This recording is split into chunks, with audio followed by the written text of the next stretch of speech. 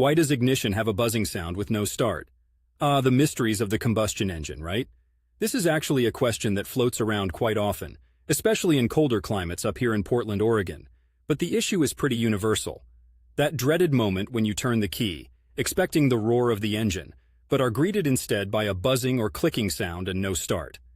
Let's dive into what's happening. Firstly, the buzzing sound you're hearing is likely coming from the starter solenoid or relay. This little device is the go-between for your ignition switch and the starter motor. When it's working correctly, it sends a hefty jolt of electricity to the starter motor, kicking your engine into life. However, when things go south, instead of smoothly transferring that electrical love letter from the battery to the starter motor, it just sits there, buzzing or clicking away. This is often due to a lack of sufficient electrical current reaching the starter motor. Think of it as trying to start a campfire with wet wood. You're going to get more smoke than flame. Now, why is it not getting enough juice? A few culprits could be at play. 1. Battery issues. Often it's simply a case of a weak or dying battery.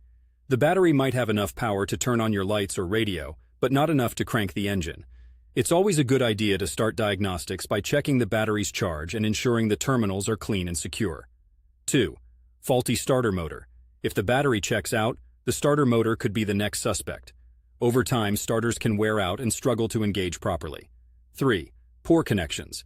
Sometimes the issue isn't with the main components, but with the connections between them. Corroded or loose wires can impede the electrical flow. 4. Bad solenoid. Back to the solenoid. If it's failing, it might not be able to close the circuit properly, leading to that buzzing sound.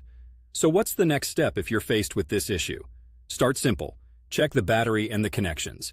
You can do this with a multimeter or, in some cases, just a visual inspection. If everything there looks good, it might be time to consult with a professional mechanic. They can perform more detailed diagnostics, checking the starter, solenoid, and other potential failure points. Car troubles, especially ones that prevent it from even starting, can be incredibly frustrating. But with a bit of knowledge and some troubleshooting, you can often pinpoint the issue or at least make an informed decision on how to proceed. And remember, regular maintenance can prevent many of these issues before they start. As I've learned living in Portland, you've got to keep everything in good working order, or the rain and the cold will make you wish you had.